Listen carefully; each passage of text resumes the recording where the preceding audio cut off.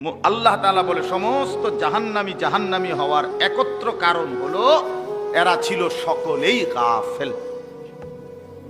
কি ছিল ভাইয়া? গাফেল ছিল।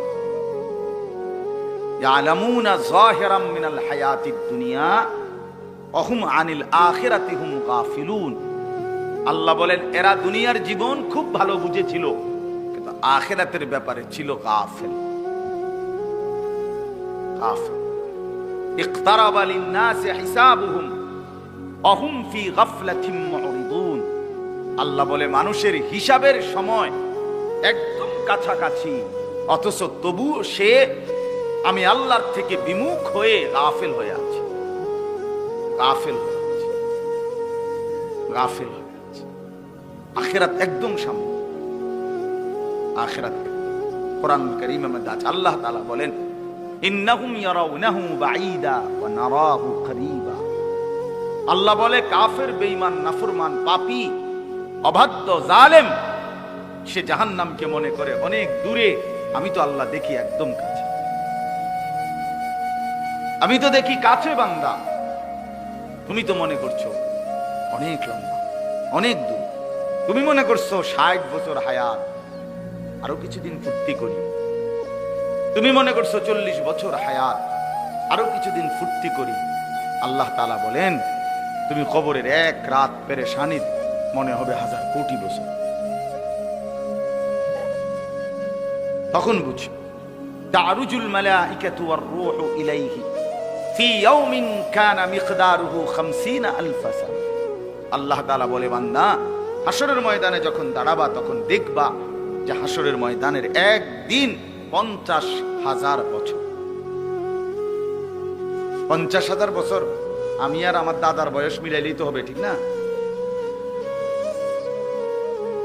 কথা বলেন, আমার বংশের কমপক্ষে 18-20 জনের হায়াত একত্র করলে 50,000 হয়ে যাবে। তো তা আমরা এখানে যারা বসছি উপরে নিচে ডানে বামে, আমাকে সবার 14 গোষ্ঠীর হায়াত মিলাইলে হবে নি 50,000? বলেন হুজুর 60 করে গুণ মুখেরা একদিন। হাসরের ময়দান কতদিন মোট সেটা আল্লাহ জানে। একদিনের হিসাব বলছে আল্লাহ 50,000 বছর। তাহলে যদি 2 দিন হয় 1 লক্ষ বছর, যদি 3 দিন হয় তো 1.5 লাখ বছর। হিসাব করে সর্বশেষ যে কবরে যাবে, হাদিসের বর্ণনা দ্বারা মুহাদ্দিসিনে কেরামের কেউ কেউ বলেন হতে পারে শেষ ব্যক্তিকেও কবরে থাকতে হবে 40,000 বছর। তো এখন যারা মরছে, আরো 1400 বছর আগে যারা মারা গেছে, ইব্রাহিম আলাইহিস সালামের জামানায় যারা মারা গেছে, নূহ আলাইহিস সালামের জামানায় যারা মারা গেছে, তারা ভাইয়া আজকে কত হাজার বছর কবরে পড়ে আছে। কবরে আযাব হচ্ছে তো হচ্ছে, কি পরিমাণ সময় গেছে, আরো কতদিন যাবে কেউ তো জানে না। ইন্নাল্লাহা ইনদাহু ইলমুস সাআ, নিশ্চয়ই আল্লাহ তাআলার কাছে কেবল কিয়ামতের নির্ধারিত ইলম, আল্লাহ ছাড়া কেউ জানে না। কেউ জানে না কখন ইসরাফিল ফু দিবে, কিন্তু ফু দিবে এটা নিশ্চিত।